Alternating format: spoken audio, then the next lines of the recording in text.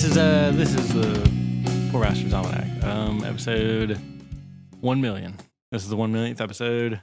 I think this is 30. Is this 30, dude? Are we 30, 30 years old I have no idea. I have no clue.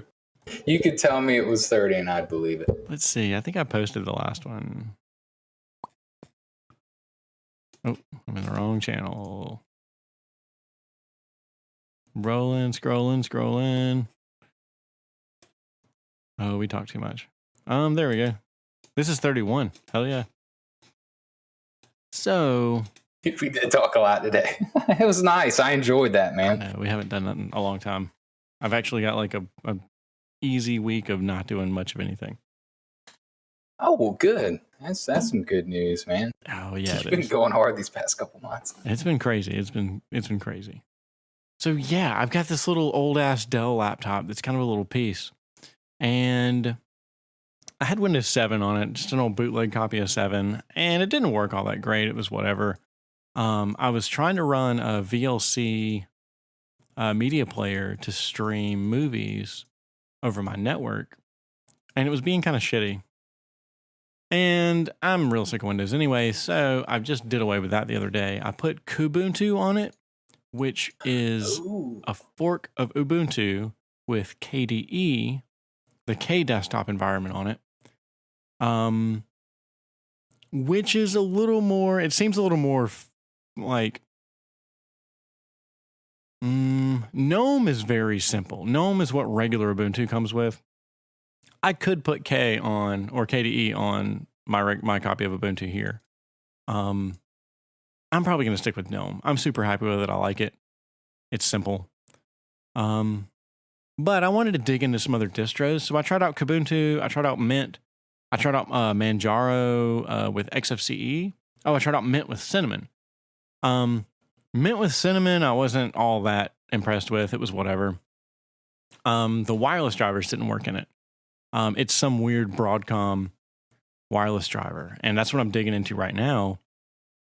Kubuntu is having the same problem. Manjaro worked fine, and Manjaro was okay. I'm almost tempted to go back to it, but I'm almost tempted to go to Manjaro with KDE instead of Manjaro with XFCE. I don't know. We'll see. Manjaro. So these are all different flavors of Linux, basically? Yes. So they're different flavors of Linux with different flavors of desktop environments on top of them. And that's why you're saying like Mint with Cinnamon there. Yes. So Cinnamon is a desktop environment, as well as XFCE and KDE and GNOME. They're all desktop environments. And they're just basically kind of what your desktop looks like, what your like settings menu looks like, your app drawer, shit like that, your quote unquote start menu, you know. It's just the basics of of the GUI behind, on top of your interface, really. And so yeah, I think might be required to enable additional features. So I finally plugged in. All right, well, give it to me then. I finally plugged in this laptop, so it's online now. Oh, okay, sweet. So now it's actually looking for these drivers on its own, because this ask Ubuntu, because apparently Ubuntu has the same problem. Kubuntu is just a fork of Ubuntu with K built into it. It's a pretty clever naming scheme. Yeah, right.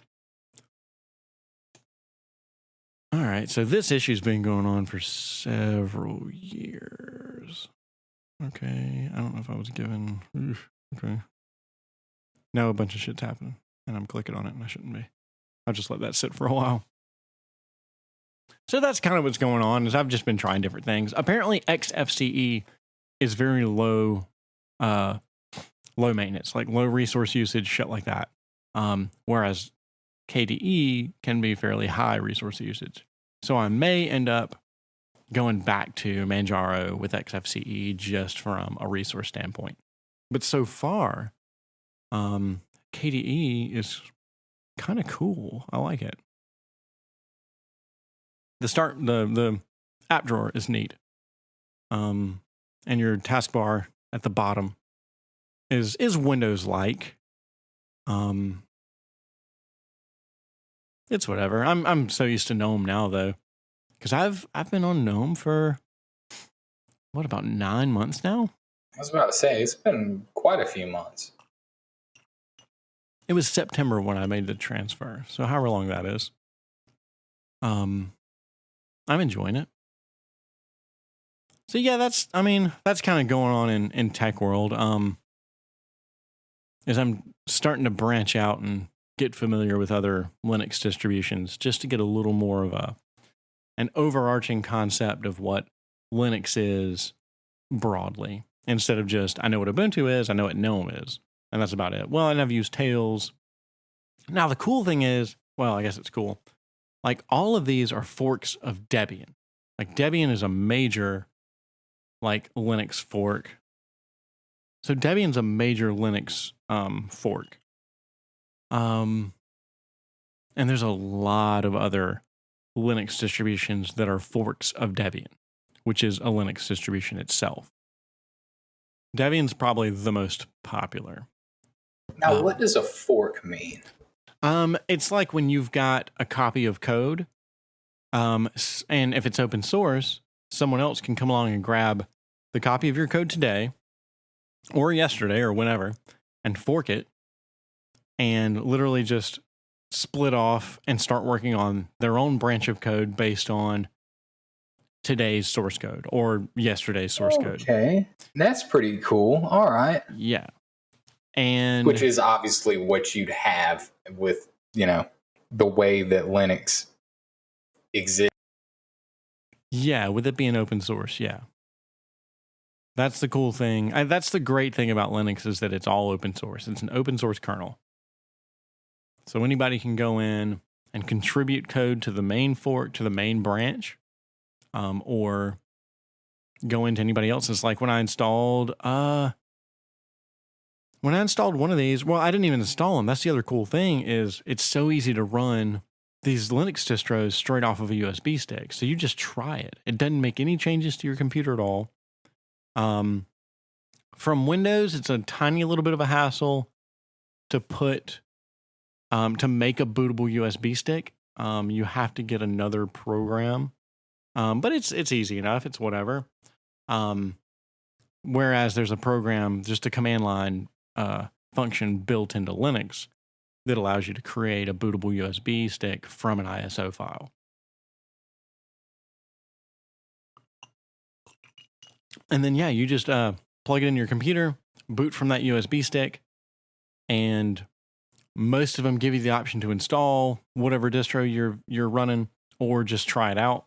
You click try it out, and you're running that desktop environment. You pop it open and browse around and see what it looks like and see if you like it. It's really neat. I mean, and therein you have options. Yeah. It's, I don't know, you get a Mac and you're fucking stuck with, guess what? Mac software and all the shit and warts that comes with it. And I mean, same thing with Microsoft. I mean, holy crap, Windows 10, I cannot remember who said this. Windows 10 is just Windows 7 with spyware.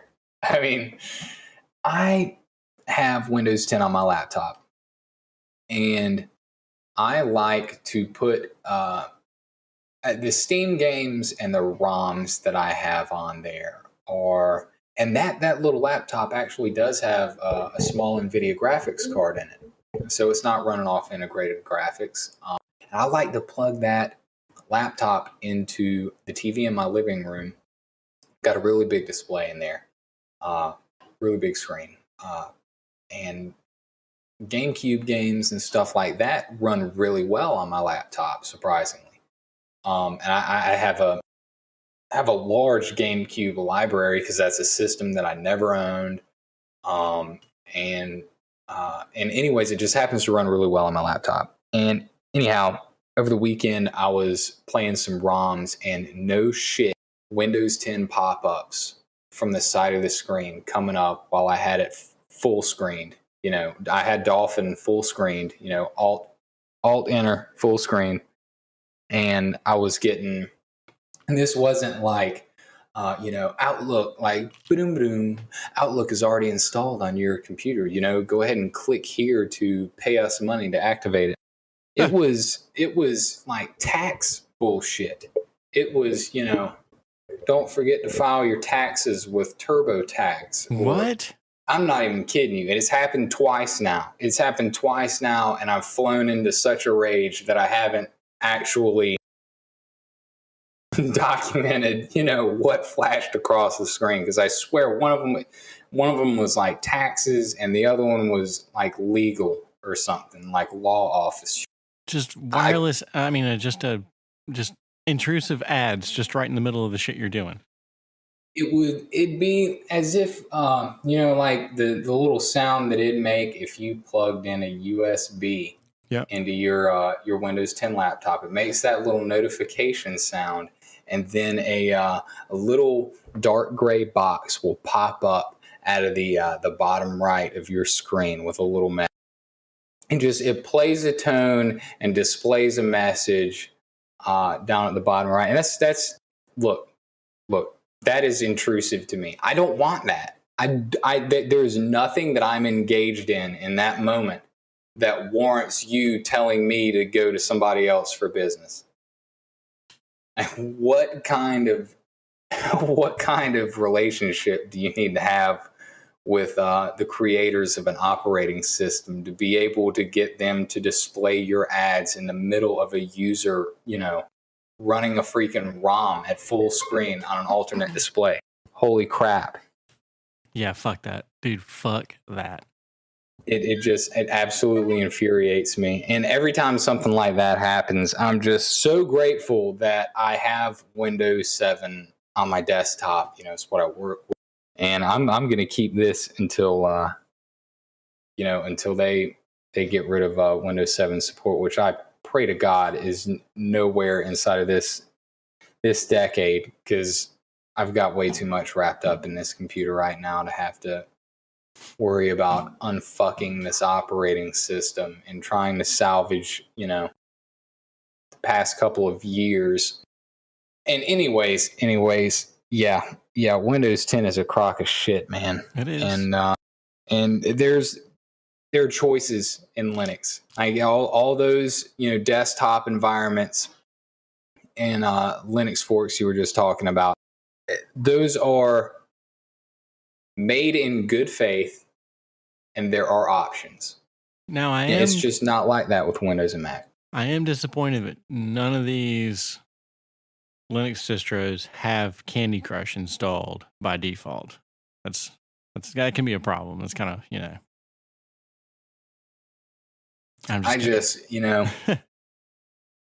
dude, fucking Windows 10. You open up that start menu, there's Candy Crush staring you in the face.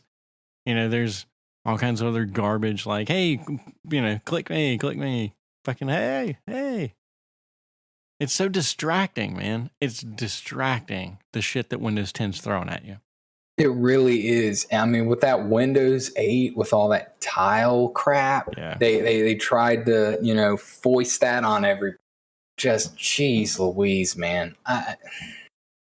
It's so stressful for me, because this is like a term paper for me. It's supposed to be a productivity tool at some point.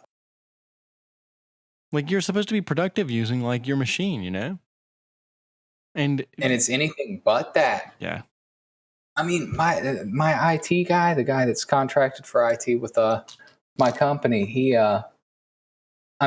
told me that over half of his calls, the business that he is getting, the shit that he is doing with his time that is putting food on the table for him and his family, most of it are Windows 10 updates that break things. Not even kidding you, man. Ouch. Not even kidding you. I had to have him do there was at least 2 or 3 instances where a Windows 10 update broke something to the point where it was just non-functional. I mean, there was nothing I could do about it. I had to call in the heavies, man. And that was a decision that the people that I was working around trusted me to make. Yeah, this poor bastard can't fix it. So just kicking on up the chain, you know? Just unreal that something that is supposed to happen overnight at a time where you don't need to use your computer. It's just, how the hell has that become acceptable? And I know we've gone down this track before where, you know, it's just, it boils down to computer illiteracy and just somebody not having the attention span to. I mean, not always though. Like a lot of times, I mean, I've literally been in the middle of a gig. I was in the middle of a fairly important gig in like front of a lot of people. And I was walking around listening to what was going on. And I had a laptop reboot. Like I was playing a track on a CD. That's the whole reason I had a laptop. And it was some random ass lady's laptop. And I didn't have a CD player. I don't play CDs anymore, you know? And I was playing a track off of it and I walk away. And I walk away for less than 3 minutes because the song wasn't that long. I was there when the track started because I started it. And within me walking away, within a 1 to 3 minute period and coming back, the laptop shut itself down because of Windows updates. So it's not... I'd argue it's not necessarily a literacy issue or or even an attention span issue. Like it's a Windows issue. Those motherfuckers, it's some stupid shit they've programmed in to happen. I guess I should have articulated it better. It's a computer illiteracy issue that keeps people from showing up at their front door with the torches and pitchforks that are deserved over this. I mean, that's absolutely egregious, you know? If this was anything else that 100% of the populace knew how to work through and through, which by this point in time, okay, I know there have been leaps in technology, but this would be like, I don't know, cars or gas pumps or something, like something really fucking you out of time and productivity, man. Dude, there's ads on fucking gas pumps now too. There are. And I saw a post a long time ago that told me which button to press. You know how there's like 4 on each side? Yeah. I think it's the top right, 1 down. It is on some of them. On some of them, it doesn't, like, I've pressed all the buttons and none of them do anything anymore.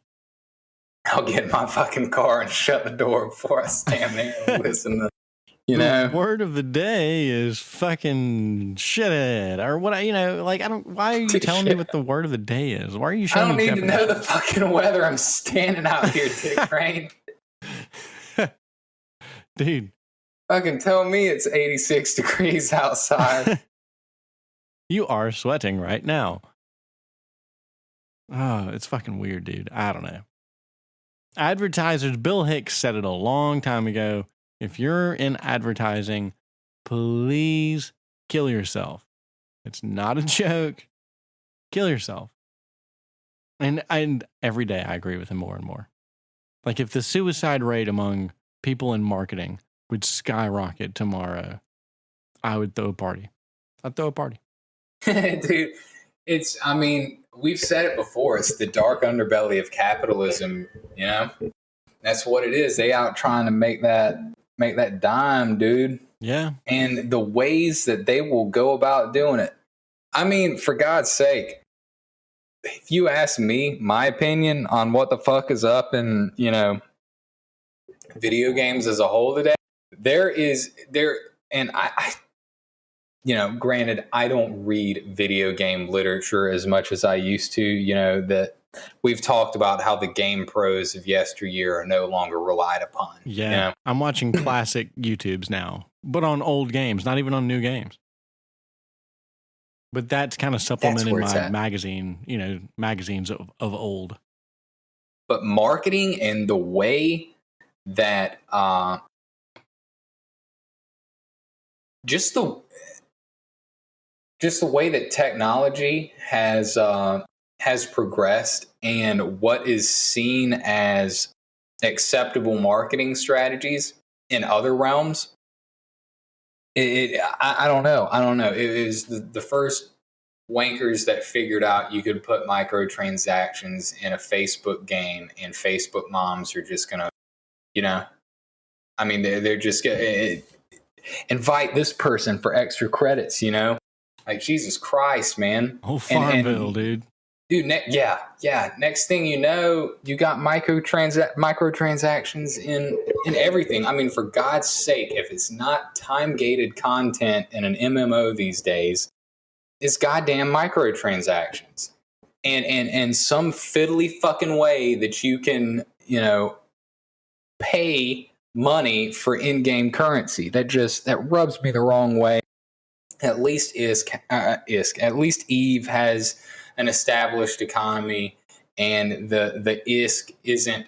I mean, now they have been CCP there recently, and I don't understand it all. The price of Plex, which you can use for game time, has gone up, like way up, and it's starting to level out a little bit. It was about 4 million per a couple weeks ago. You're saying you don't know what drives that? You know, there are Plex sales and stuff that CCP can do to temporarily decrease the price of Plex and stuff like that. And that fucks with, you know, the price of Plex in the economy and stuff like that. The availability of it, because anybody, I could buy Plex with money and not sell it outright to a buyer, but list it in a market for other people to come and buy. I mean, you can fulfill a buy order.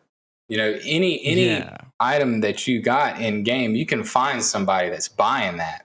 But you can actually go to, you know, Jita or something and sell your shit and, you know, list it on the market. Right. And anyhow, whenever there's Plex sales and stuff by CCP, like, oh, buy Plex, you know, for the next 48 hours at 50% off. Well, holy shit, that's going to tank the price of fucking Plex on the market, because who the fuck is going to pay $400 per Plex, 4 million per Plex, when, you know, you could piss $2.50 down the drain and get get 200 or something like that, you know? And that's just me talking out of my ass, you know, just for the sake of argument. They're using those figures, but anyhow, just see how in depth we got in on that. Even CCP doing Plex sales and stuff like that. That is a marketing ploy that nets them more money, that, you know, fucks with the in-game economy of Eve to a degree. Anyhow, the word fun is not anywhere on a financial statement. You are not going to see the word fun or engaging or anything like that on a financial statement. And at the end of the day, video game companies, developers, publishers, they are all for-profit companies. And I think that's why it's just there's a lot of people out there making games because they like to make games, though. They are, and that's why independent, you know, indie games. Now, granted, there are some big studios out there that do the right thing from time to time, but bro, it's those indie game studios that are, you know, doing it for the love of the fucking game, bro. Yeah, I mean, Rockstar's not the worst corporation on the planet. You know, for as much as they do, they push video games. You know, I feel like they do a pretty good job. They do. They've got a sense of humor about them. They may fuck up implementing the online platform to their games consistently on a consistent measured basis. You know, GTA 5, Red Dead Redemption 2. But I mean, they're not fucking crooks. Yeah, I don't feel like they are. I mean, they've bought into the whole, you can pay real money for in-game currency, but I don't know. That's right. They have. But they're still, you know, they don't shove it on you. They're not pushing it on you. You don't. I'm fine with paying the price I do for the single player experience only. And I know, because they do such a good job with that, right? You really feel like you got your money's worth out of the single player experience. Yeah. And having the online is just an added bonus. Yeah, I mean, you got to deal with shitheads, but that's just playing online, man. That's playing with randos. If you want to roll those dice, man, if you want to get harassed, doesn't matter if you're a man or a woman, dude. We watched that fucking Adult Swim video today about women getting harassed in video games. Yeah, men have been harassed for the past 20 years in video games. Welcome. You know? Dude, these kids would not last a minute in a Halo 3 Xbox Live lobby. I'm telling you, dude. I'm telling you, the shit that was said. Oh, yeah. Just, you waited at the end of the game, you know, because somebody started the teabagging at some point in there, right? Someone started, and then it was a matter of honor, okay? And then the game ended. There was a winner and there was a loser. Most of the time during those tense situations, it was like a 9-year-old kid was just like screaming, like just full-throated, into the microphone, because there would be so many people yelling into their mic, right? You know, it's 4 people on each team yelling at each other, you know, suck my dick and stuff like that. So it's just, you know, a cacophony of just like clipping mics and stuff. Oh my God. It was great, dude. It was great. I received death threats on the internet today. Oh my God. Yeah. I mean, welcome to the internet, I guess. I don't know. Shit. I don't know, man. I do not, because nowadays you can't discount the victim, dude. You can't discount the victim. What does it take for somebody to just type something to anyone and just be like, I don't know, I was going to do like a really fucking creepy serial killer voice, you know, like I'm going to rape your cats or something like that. But I mean, you could have told him to go butt chug a fucking 2-liter Coke, you know?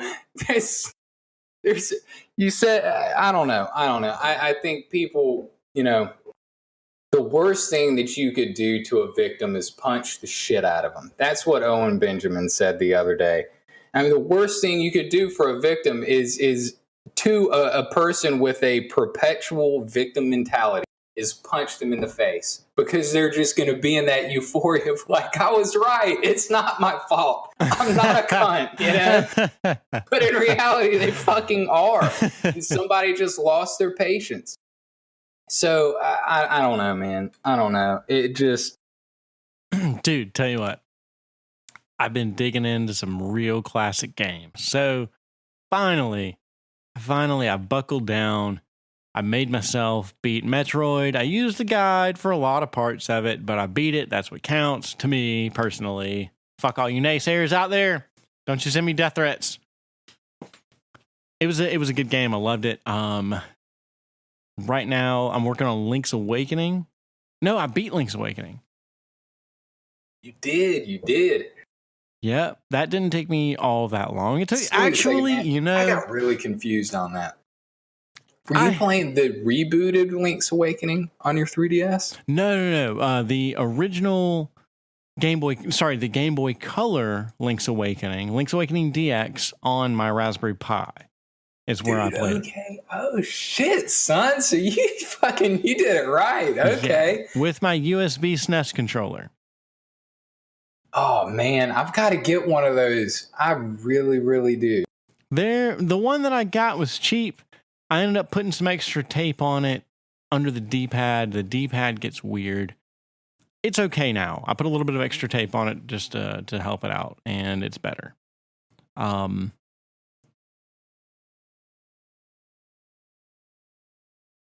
Let's see. Metroid, I ended up playing. So Metroid I beat on ZSNES. Yes, on Linux. The Linux version of ZSNES is how I beat. How about that, dude? Yeah. And Does that run like a dream, man? Oh, yeah. Wonderful. Loved it. And I was able to play it with my Steam controller. And for the most part, that was fine. I've always had complaints about the D-pad on the Steam controller. I get it. it's a trade-off for having two touchpads. Two touchpads is better than having a D-pad for most games. Because, most of your newer games don't rely on a D-pad for movement. I've noticed that, man. I've noticed that. Yep. But all your classic games do, so going back and playing a classic game with it, I like a good D-pad. Dude, by the time we're old and fucking gray, somebody's going to be like, what the fuck is a D-pad? Pretty much. Is that like a tampon or something? Shit. My wife plays the shit out of Civ 5 on Is a she laptop. Still on it? Bro, oh my God. Dude, I think it only goes up to 8, the difficulty. She's been consistently playing at like 5 and 6. She was talking to me the other day that she thinks she's going to kick it up to 7 and maybe try the hardest difficulty. No shit. She has. I don't know, man. I don't know. She is a Civ 5 hound. That's great. She's really good at it. Oh, I know, dude. She plays the shit out of that. I've got to see what her hours are. I shit you not. She might be close to beating my DayZ hours. I'm not even kidding. Oh, goddamn. Maybe I shouldn't look that up. I don't know if she can. I don't know if she's seen that yet. Like where you can be shamed by how much time you spend playing games. So yeah, that'll be new to her. Link's Awakening was awesome. I had a lot of complaints about it while I was playing it. I'm glad I beat it. And thinking back on it, if I had that on a Game Boy with fucking a D-pad start select AB, and I was able to take that with me, that sort of experience in 1993. Okay. Yeah. I'll tell you, man, I was a young buck. I can't remember how old I was. Around middle school. And I had a yellow Game Boy Color with Link's Awakening DX. And I swear, I'm pretty sure I found that before I moved. I'm pretty sure I've still got that. And I know Link's Awakening DX is in that freaking Game Boy because that was the only game I had for it. Well, I had that and Polka Pinball. Okay. I played that on ROMs back in the day. I don't know what happened to Polka Pinball, but I do still have Link's Awakening DX. And yeah, man, it was great, dude. It was great. I remember going to I don't know if it was a family reunion or not, but I remember just playing that all the way up there and all the way back. And, spending some time with family. And after we ate, I sat down and played a little bit more of it. And I don't remember a ton about the storyline. I just remember that it was all a dream. Like Maro, the little girl that, I guess you fell in love with her or something. She was the damsel of the game. Mm-hmm. She ended up being just a dream, right? Yeah. Yeah, the whole thing was a dream, yeah. Yeah, it was just crazy. That freaking blew me away, man. Blew me away. And real quick, I played a little bit of Zelda Parallel Worlds over the weekend. Nehru's dungeon is I think is like behind the hidden waterfall somewhere in the northwest of the map. I don't know if that's the first dungeon or not. I think it is. But holy crap, is that game hard. I remember a couple years ago, I played through 3 or 4 dungeons. I got several dungeons deep, more than 3. And I was just stuck, man. Straight up stuck in this dungeon. Feelings of Zelda stuck that I have not felt since pre-adolescence, dude. It's been a long time since, A Link to the Past type Zelda has puzzled the shit out of me. And that they revised it recently. And it's still got its bite to it. I think that was a question amongst many whenever Parallel Worlds released another version, where they kind of scaled back some of the draconic aspects of the game. I think it had to do with like just base damage and stuff like that. Because at the beginning, man, there are things that can one shot you. I mean, shit that's right outside your house that you've only got 3 hearts, and you know what? It takes away 3 hearts when this thing hits you. Dude, yeah, like birds and stuff, like swooping birds. Oh yeah, the hard ones to dodge. Yeah, the crabs too. Crabs hit hard as fuck. Twilight Princess had a lot of damage in it, didn't it? Like, I just realized I've got that ROM, man. I need to play that. It's good. You've got the GameCube ROM? I do. Yep. It's that's a tough game. From what I remember, actual hits were weighty. Like when you got hit, you got hit. And that's about all I remember from that game. I beat it real quick. I beat it in like a week.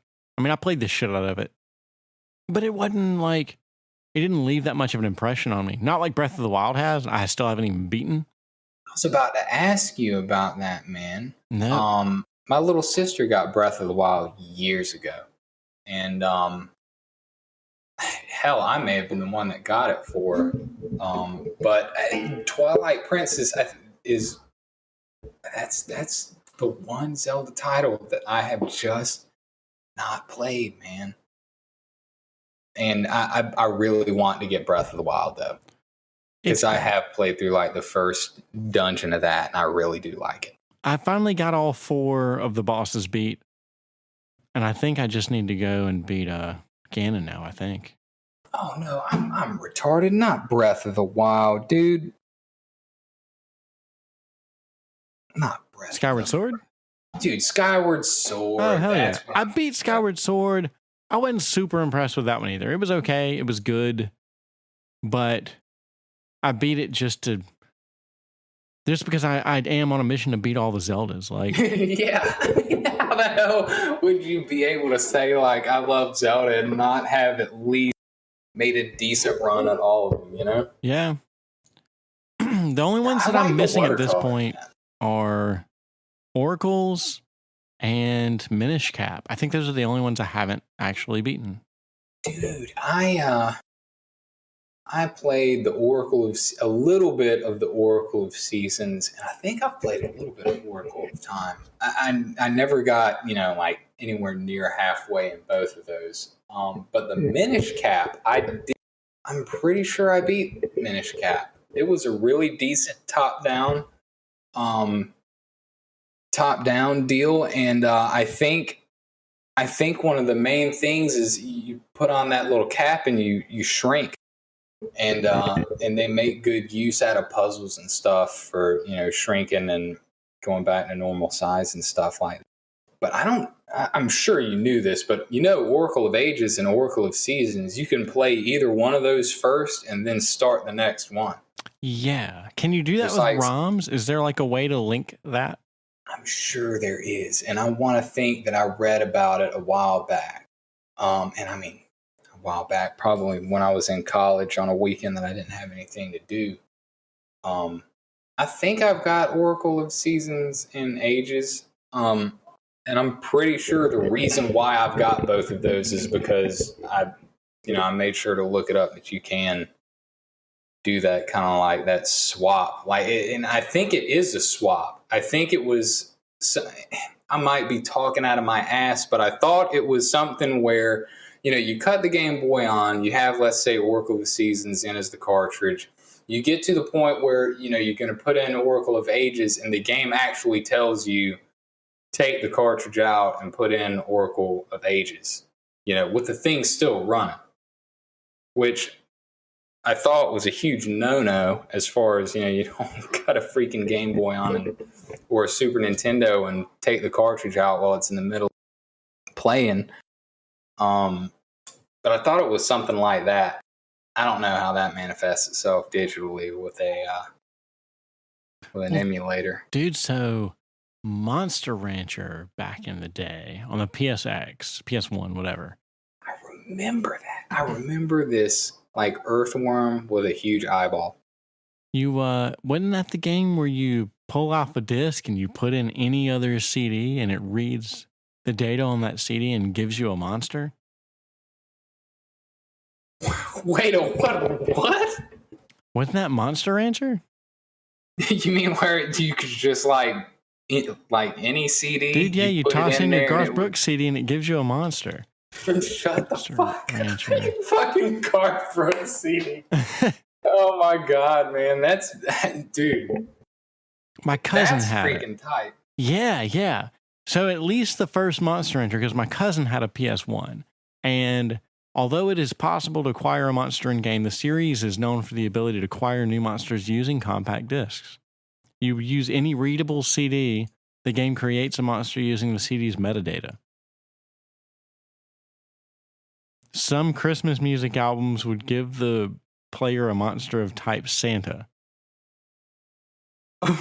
What? Holy shit, man. Yeah. So at some point you walk up to this area and you're like, all right, I want to put in a CD. And like the game is kind of like stored in RAM. So it's running while you pull out the disc, you enter in a new disc. The game that's stored in RAM, reads the new disc and generates a monster from that. And then you put the other disc back in so you can continue with the broader game. Yeah. That was back in the day, man. That was 1997 was when the first Monster Rancher came out. I remember that, yeah. Shit, yeah, I was looking at old ass issues of GamePro, seeing those ads, man. Yeah, that was a hot minute ago. Oh man, I wish I could tell you I've been doing something at Eve. I mean, and I have been doing shit every day. I haven't busted anybody up since like the 31st. I haven't done anything this month. Yeah, since beating Link's Awakening, I moved on to Chrono Trigger. Well, so I also beat the first Phoenix Wright game in the DS and the 3DS trilogy remake. Dude, and that's tight as fuck. That's on Steam now. It is, yeah. And man, the last trial of the first game is so long and overblown. It's still fine, it's good, but it's too much. It's way too much. Especially like after the first time you've done it. The rest of the game's incredible, and the rest of the games are incredible. I'm going to start them soon, but instead of moving on to the next Phoenix Wright, I started up Chrono Trigger DS, which is it's fucking awesome. I'm further than I've ever been in the game. I'm in the future where you go to like the post what's his face? Destroyed future or whatever, when Flamos or whatever, Lavos. Oh, that's right. Oh, yeah. And there's like all those people that are like huddled around and starving. They're wearing rags and shit like that. And everything's really dark inside buildings. Yep. So I'm there now. I'm getting towards the end of that, I feel like. And I'm loving it. Like, having the second screen's great. I feel like they did a really good job with the DS remake of Chrono Trigger. So I'm playing that on my 3DS right now. And I'm playing Mega Man X on my Raspberry Pi. So I'm still, tackling some classic games that I've never poured enough time into. And I'm playing GTA 5. Hitting high marks, man. Oh, you're still doing that? Hell yeah. Yep, still working on, dude. Trevor's still my favorite video game character of all time. He's, moved into that his buddy's cousin's house or whatever. It's just such a weird situation there. Yeah, it's so fucking funny though. Oh my god, it's so fucking funny. So I haven't made it to the part where you actually meet Wade's wife, and Wade's cousin's wife. Yeah, Wade's the juggalo. Floyd, you move into Floyd's house. That's right. Oh my god. It's about time for me to fire up GTA 5 again and get another mod build roll. Fucking Fallout 4 updated this weekend. I don't know how the hell that happened, dude. I could have hurled a small animal into the fucking sun. I was so angry. I mean, and I've got the Steam settings on do not update this motherfucker Oh, unless, I'm on my deathbed and you have my and I don't know, man. I opened up Steam, I opened up the Nexus Mod Manager, and damn if I didn't get a notification saying Fallout 4 is done up. I nearly went ape shit. Dude, I had a really good fucking build going, man. I really did. It was hardcore as shit. There was no fast traveling. You couldn't even save that motherfucker unless you were near a bed. Could not save. No fast travel. I mean, radiation would eat your ass up. I mean, it would chew away at your max health. I mean, if you really ran up next to some barrels and was like, "Oh shit, I need to fucking move away from these things," that was like 20% of your max health gone. There were no oh shit moments with radiation when you didn't have Rad X or something. You were getting your max health eaten away at. Same thing with sleep. If you were tired, your max health would be temporarily less. Same thing with being hungry or thirsty. If you were fatigued, your stamina would be capped off. It was nuts, man. I really enjoyed that. I had some decent visual mods going. I had some greenery that wasn't over. The wasteland was it had a lot of different trees and stuff in it. And anyways, it was fucking tough, dude. I tried some of those in Skyrim. What was the big? There was a big like hypothermia mod for Skyrim. Oh, it was like wet and cold. Yeah, and I couldn't do it. It was too much for me. I don't know which version I ended up getting. There was something that had some options you could monkey with to make it a little bit less draconic. But that whole wet and cold and having to manage your temperature, dude. I mean, you had to have like a wool. You had to have a wool cape. I had this. It was an iron helmet, but it had fur with it, and I had like a big, because there was a different mod that you could load up that would add, a whole bunch of items that you could bundle up with. I mean, walking places, it mattered if it was at day or night. I found myself walking towards caves and dungeons that had fires burning at the entrance, like little torches and stuff to warm up. I mean, finding a hunter with a freaking fire going at night was a godsend. But I balanced that shit out. I ran a Khajiit just because I like their speed. I like the fact that at the beginning, your bare hands are better than any kind of weapon you're gonna get until you start really putting some points in it. I mean that bitch in that bad bitch. It's like Uthgard the hard ass or somebody. Uthgard. I don't. It's some chick that is. She's like, let's fist fight me. Yeah, she's in the bar drinking. She's like, I've never lost a fight or some shit like that. And if you beat her, she'll follow you. And that's one of the first people I go to as a Khajiit. You can tear that ass up.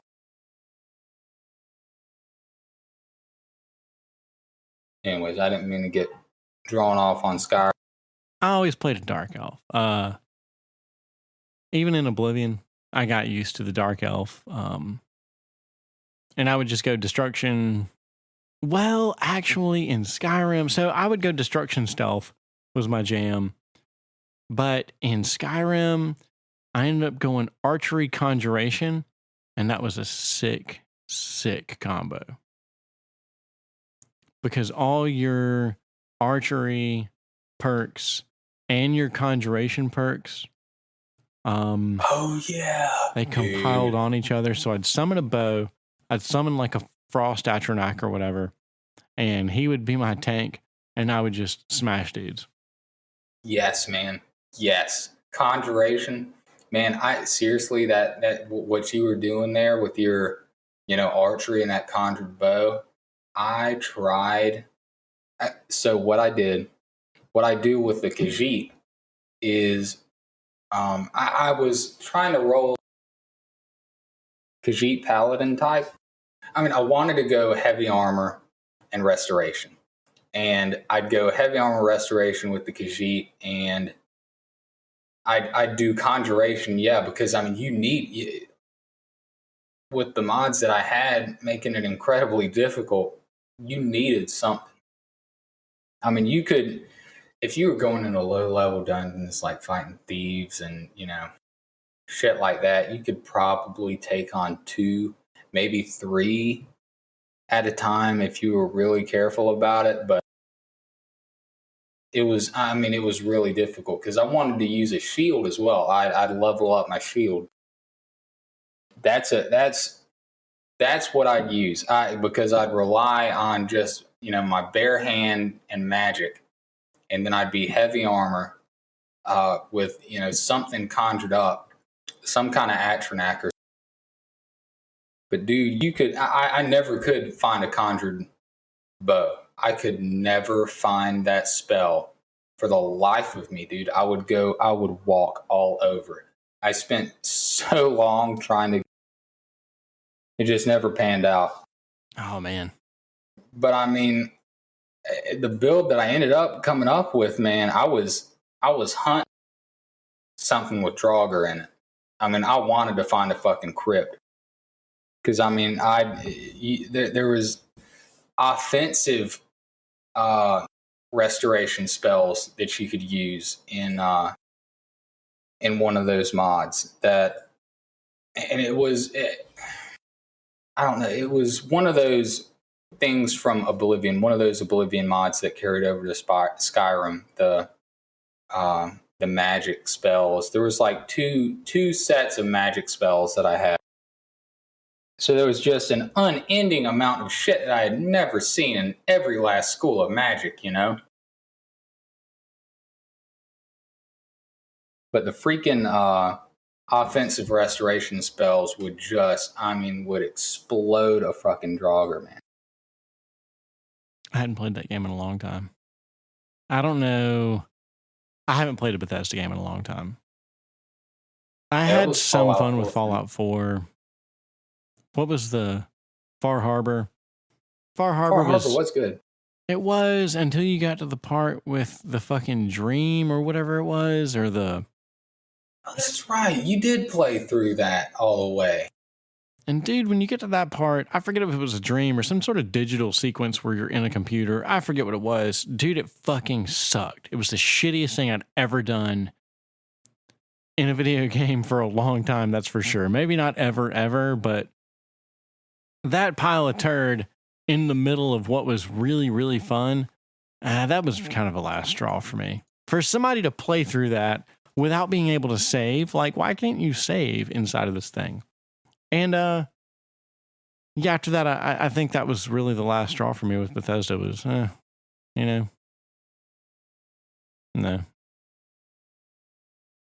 I mean, I like the aspect of Oblivion where you were a pissant. You were nobody. You were nobody until you went and put some time into something. By the 9 divines, the Black Arrow. You know what I'm saying? Like, you didn't get shit like that until you won the fucking arena, man. Dude, yeah. I had like 1,000 hours in an Oblivion character.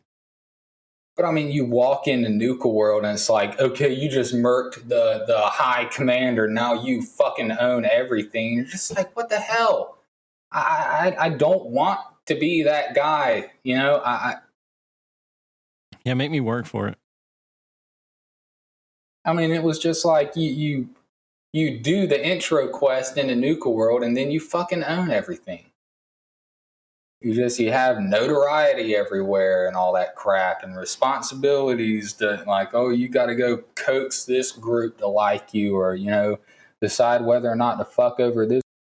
I mean, the gameplay was nice enough. I mean, the Nuka World in itself, the idea of Nuka World, you know, a theme park centered around, you know, an in-game item. How fucking cool is that? I mean, it's the same thing like with the Sunset Sarsaparilla caps, like the Star Bottle caps, and that was cool as shit. Yeah.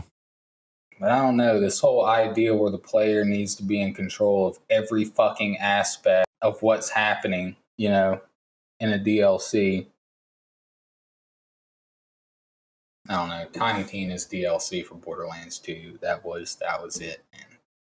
That Dude, was yeah. good ass fucking DLC. That's the best DLC I've ever played. That shit was so fucking fun, man. I mean, compounded by the fact that I was playing with, you know, the poor bastards. Dude, I know. Yeah. And those, I mean, it was such a fun game anyway. But then that storyline with all the jokes and shit, and, you know, the WoW references, that, you know, it was very much a product of its time. We could probably go back and still appreciate it. Whether or not people today could and still get all the references, who knows? But it's still, Borderlands 2 was a fun fucking game regardless.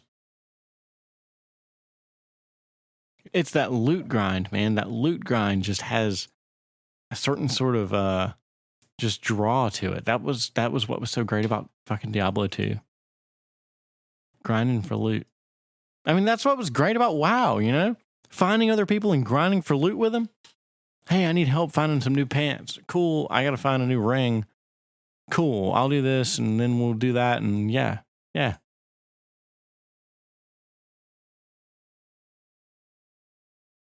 Now it's just make sure you spend time doing this, and at the end, you're guaranteed to get X item level loot. Yeah. You're like, oh, I've already got max item level fucking boots. I've already gotten this like 3 times. So yeah, man, I'm glad this is a video game episode. This is great. This is great. I'm enjoying Mega Man. I'm using save states. I'm kind of running a guide on it, but I need to play it. I want to beat it. I'm not going to beat it if I don't use save states. If I don't use a guide, I'm going to get frustrated and quit. I need my hand. I need somebody to hold my fucking hand, man. Mega Man X is a great game, dude. That's something that I rented it from the video store in like seriously like the 2nd grade. And I had a friend at school that played Mega Man X as well.